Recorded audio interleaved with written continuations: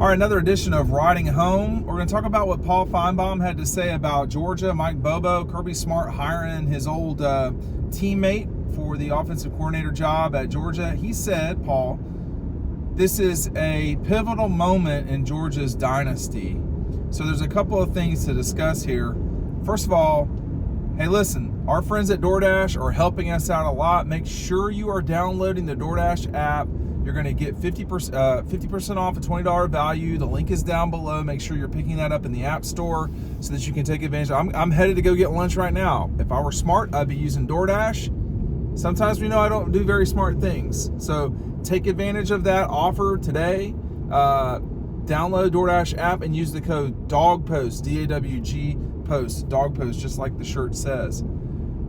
I don't know that by my definition, this is a dynasty for Georgia right now. I mean, you know, it is exceptional what has happened the last 30 games. But Georgia's not a dynasty until they win 3. Win 2, that's great. You know, that really is an impressive thing. Don't get me wrong. I mean, the only other programs that have done that lately are Clemson and Alabama, right?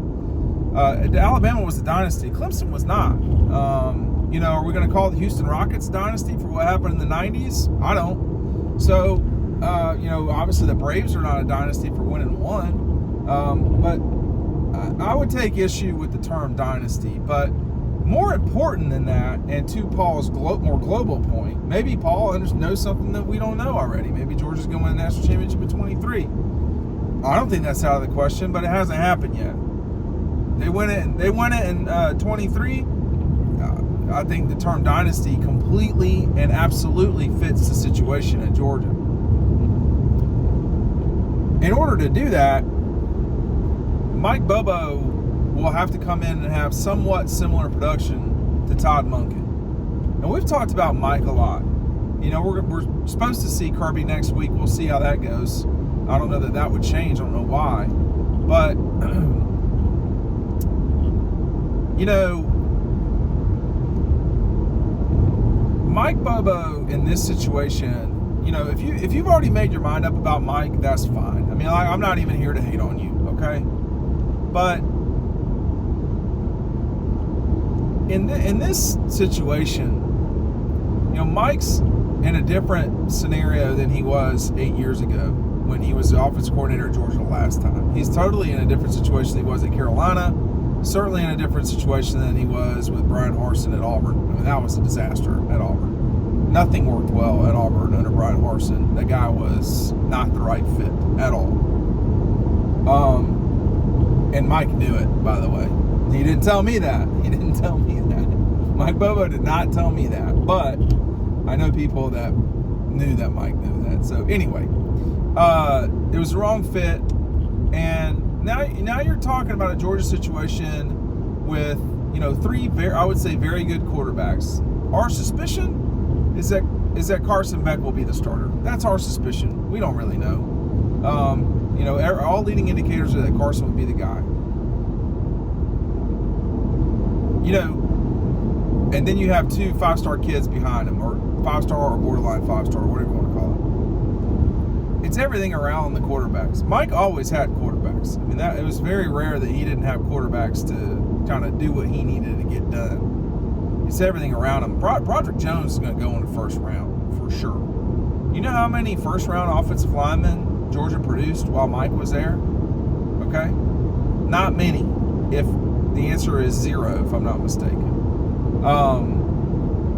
That right there, and I've written about that specifically is the biggest thing that will change for Mike is the offensive line. Now, the offensive line coach, Stacey Searles, is the same offensive line coach that Mike had at the beginning.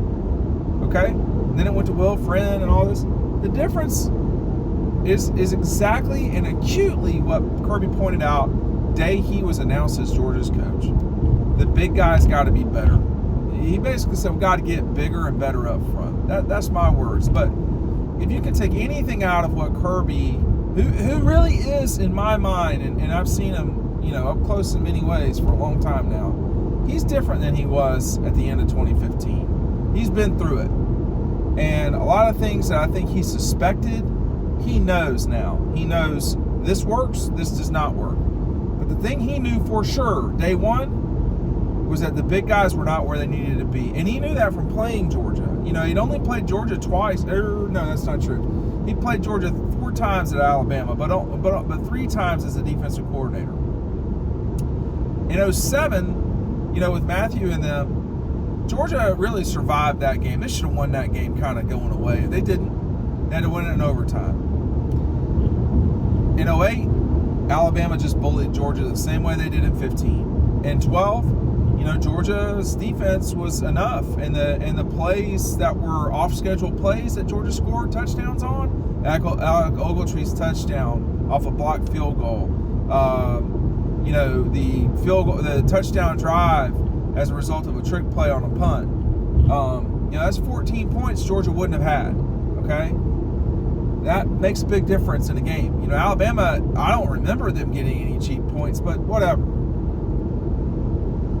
That's what you're talking about with Mike. That's what he's getting into. He is getting into the machine now. You know, he's no longer an artist. He is operating a machine. And he's not going to have as many, you know, issues as he did. You'll see how much difference it makes that the offensive line is the number one thing structured.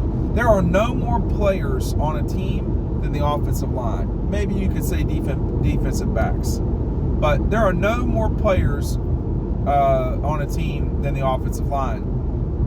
They literally impact every single play.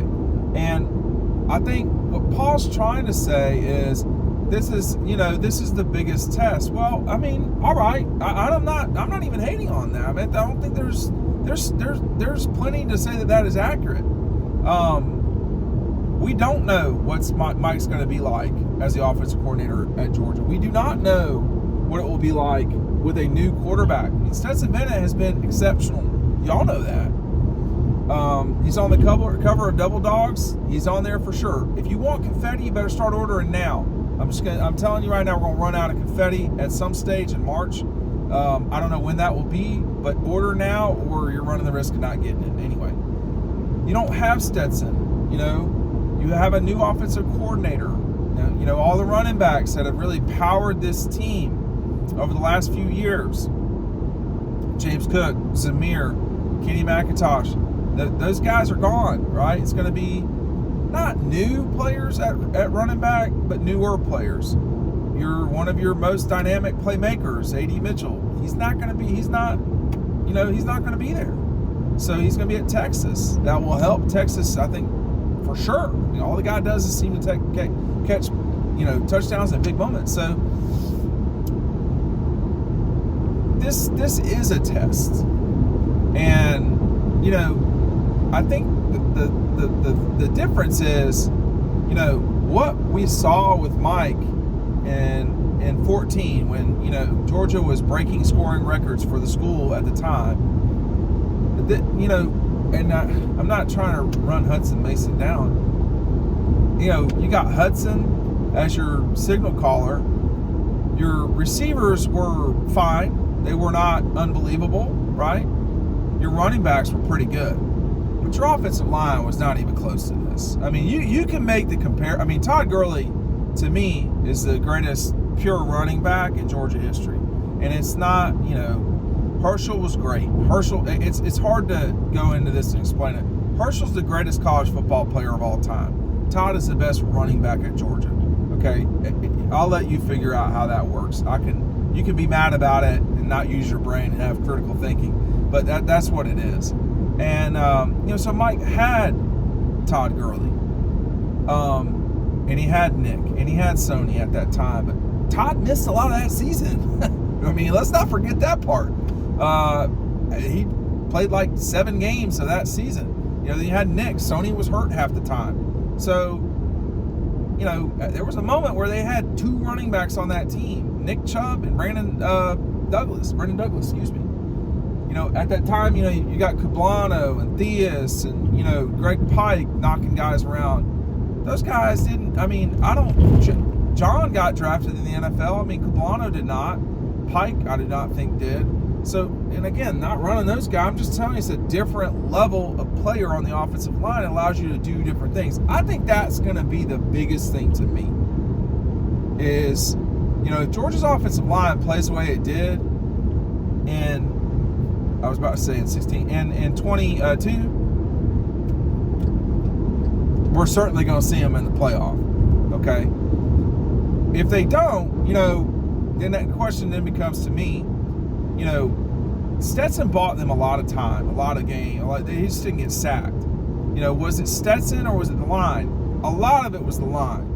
But Stetson's ability about once or twice a game, and that's all you need sometimes, man. I mean, think about that Ohio State game. Think about the way Stetson played in that game. If he doesn't pull that ball from Kenny McIntosh, Georgia goes up 7-0 to start that game, or 7-3, whatever it was. Maybe that's a different game, But Stetson could buy you time. Think about the plays against Tennessee. Think about the plays against Auburn. I mean, back-to-back years.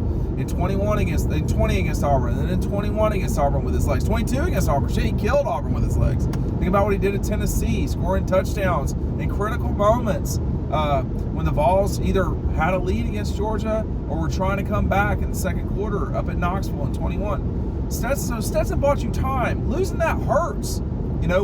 Carson's inexperienced. So there's a lot of moving parts here. I don't think exclusively this is about Mike Bobo. There's no one thing in this program anymore. It's not pink by numbers, but there's a lot of moving parts. But they sure do seem to understand how to get those parts to move together to, fluidly. Hey, pick up dog instruction if you want today. Pick up double dogs. Go run out of confetti. Thanks for watching.